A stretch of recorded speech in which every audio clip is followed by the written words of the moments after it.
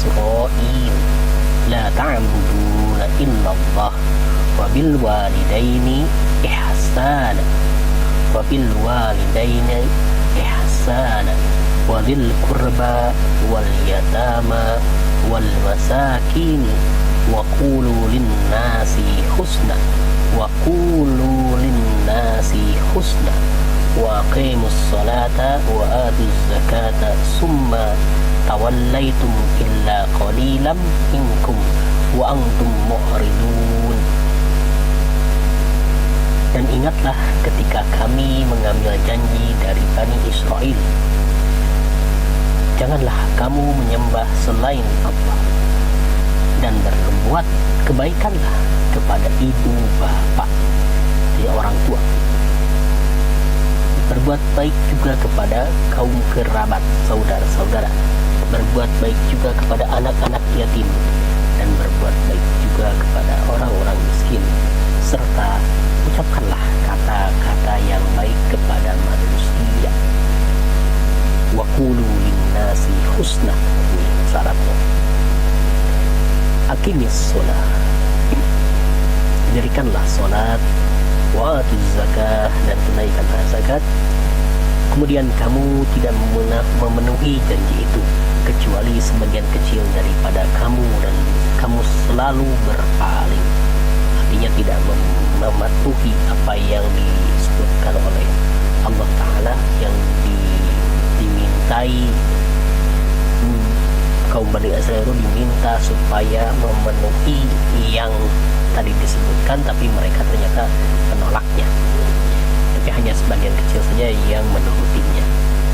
Jadi ada beberapa hal di dalam surat Al-Baqarah ayat 83 ini yang harus jadi pokok persoalan bagi kita, yang harus jadi pokok perbincangan, pokok pemikiran, dan pokok ajaran bagi kita. Yang pertama, bahwa menyembah itu harus kepada Allah, kemudian melakukan kebaikan. Kebaikan itu kepada siapa? Yang pertama kepada orang tua, kedua kerabat, ketiga anak-anak yatim, dan kepada orang miskin. Dan selanjutnya, selain berbuat baik, selain beribadah kepada Allah, kemudian melakukan kebaikan, tetap juga disarankan, juga diharuskan oleh Allah Ta'ala bahwa kita mengucapkan kata-kata yang baik pada manusia, mengucapkan kata-kata yang baik kepada manusia.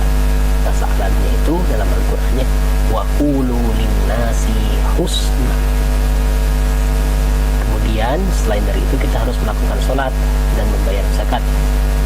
Tetapi kata Allah Ta'ala, yang memenuhi itu semua hanya sebagian kecil, tapi lebih banyaknya yang menolaknya, yang tidak mematuhinya. Oke. Pada ayat Al-Quran selanjutnya, surat 49 ayat 2, surat Al-Hujurat ayat 2. Ya ayyuhallazina amanu la tarfa'u aswatakum fawqa sawtin nabi wa la tajharu lahu bil qawli kajahri ba'dikum li ba'din an tahbata a'malukum wa antum la tash'urun. Hai orang-orang yang beriman, janganlah kamu meninggikan suaramu melebihi suara Nabi, dan janganlah kamu berkata kepadanya dengan suara yang keras sebagaimana kerasnya suara sebagian kamu terhadap sebagian yang lain, supaya tidak hapus pahala amalanmu sedangkan kamu tidak menyadari. Dalam surat Al-Hujurat ayat 2 ini kita ketahui bahwa ada orang-orang beriman yang mungkin tidak memiliki etika, tidak memiliki tata krama, sopan santun, sehingga oleh Allah Ta'ala ditegur. Kenapa? Karena mereka itu suaranya meninggi melebihi suara Nabi. Apa arti meninggi? Meninggi di sini artinya dia suara kencang, dia suaranya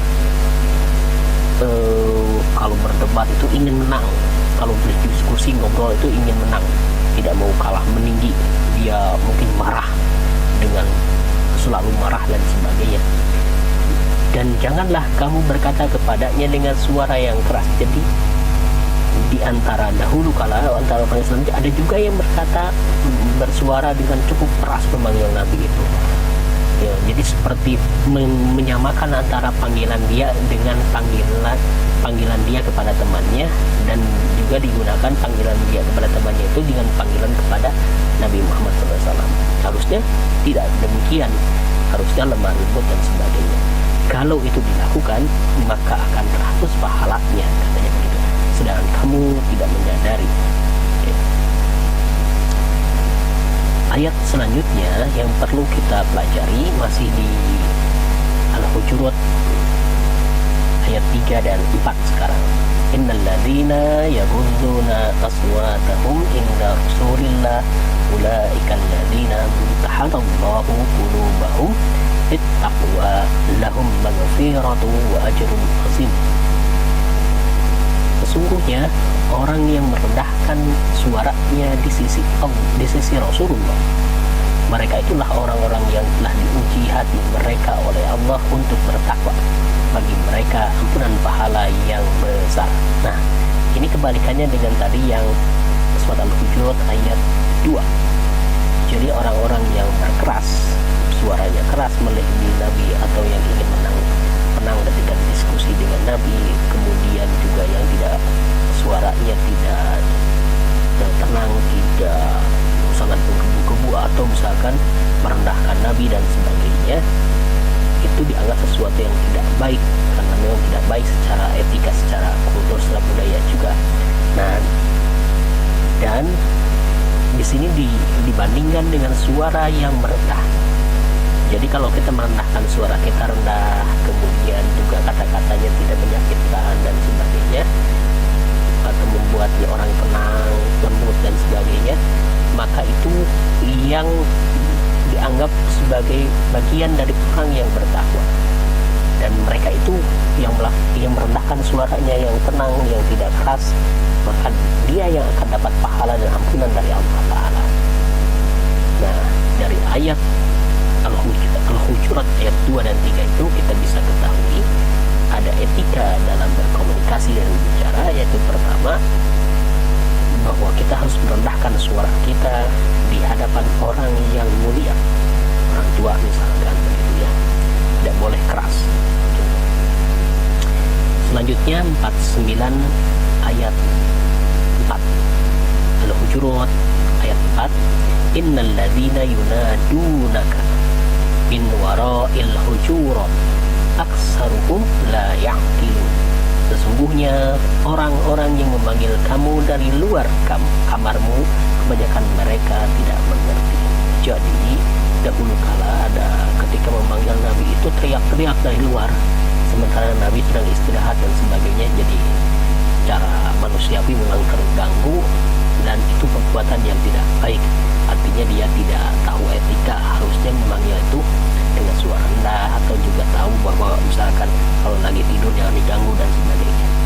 Jadi berdasarkan Al-Quran Al-Hujurat ayat 2-4 itu kita ketahui bahwa pada masa Rasulullah SAW itu ada orang-orang, meskipun orang Islam, tapi ada orang-orang yang tidak beretika, tidak mengerti tentang aturan berbicara, tata aturan bertamu dan sebagainya, sehingga oleh Allah Ta'ala ditegur dalam Al-Hujurat ayat 2-4.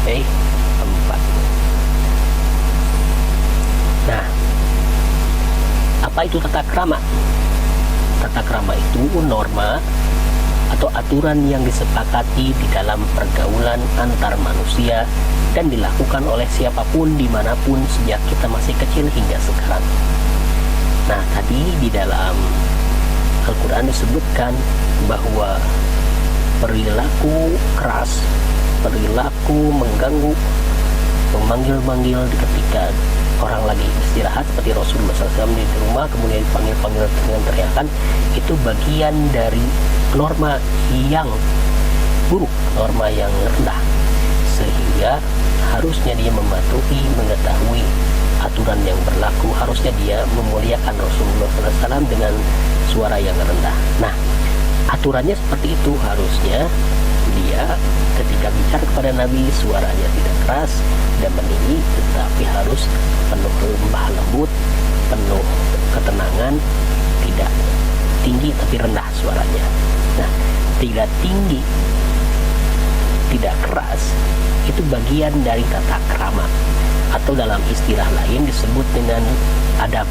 Adab itu bagian dari hasanah intelektual Islam yang terkait dengan gaya berbicara, gaya keindahan menyampaikan kalimat-kalimat dan sebagainya.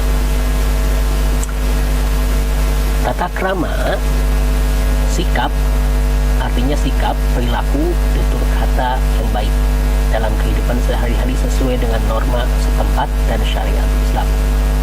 Oke ya, jadi kepada orang tua kita tidak boleh keras, harus lemah lembut dan sebagainya. Itu sesuai dengan ajaran Islam. Sikap, perilaku, dan tutur kata baik yang dapat menanamkan dan menumbuhkan disiplin dan tertib serta jiwa cinta ilahi dan kemanusiaan. Nah, ini tata krama kepada orang tua berdasarkan Al-Quran surat Al-Isra ayat 23. Wa qada rabbuka alla ta'budu illa iyyahu wa bil walidaini ihsana imma yablughanna indakal kibara ahaduhuma aw kilahuma fala taqul lahumā uffin wala tanharhuma wa qul lahumā qawlan karīma. Dan Tuhanmu telah memerintahkan supaya kamu jangan menyembah selain Dia, selain Allah maksudnya, dan hendaklah kamu berbuat baik pada ibu bapakmu dengan sebaik-baiknya. Wabil walidaini ihsana. Jadi kita harus berbuat baik kepada orang tua itu dengan sebaik-baiknya, bukan asal-asalan, bukan sekedar-sekedarnya saja. Jika salah seorang di antara keduanya atau kedua-duanya sampai berumur lanjut dalam pemeliharaanmu, dalam penjagaanmu, atau dalam bersama keluarga kita, maka sekali-kali janganlah kamu mengatakan kepada keduanya perkataan ah. Nah, perkataan ah saja sudah dilarang, apalagi membentak, apalagi menghardik, apalagi menyarekan, apalagi memarahinya dengan penuh kata-kata yang kotor. Dan janganlah kamu membentak mereka. Jangan membentak. Bentak itu dengan suara yang keras, marah dan sebagainya. Dan ucapkanlah kepada mereka perkataan yang mulia, qaulan karimah, perkataan yang menyenangkan, yang menenangkan, yang enak didengar, tidak menyakitkan gitu. Nah, jadi berdasarkan pada Al-Quran surat Al-Isra ayat 23 itu ada tata krama kepada orang tua. Itu yang pertama, berbuat baik kepada orang tua dengan sebaik-baiknya. Jangan mengatakan perkataan ah kepada orang tua. Jangan membentak mereka, dan ucapkan perkataan yang mulia kepada orang tua. Demikian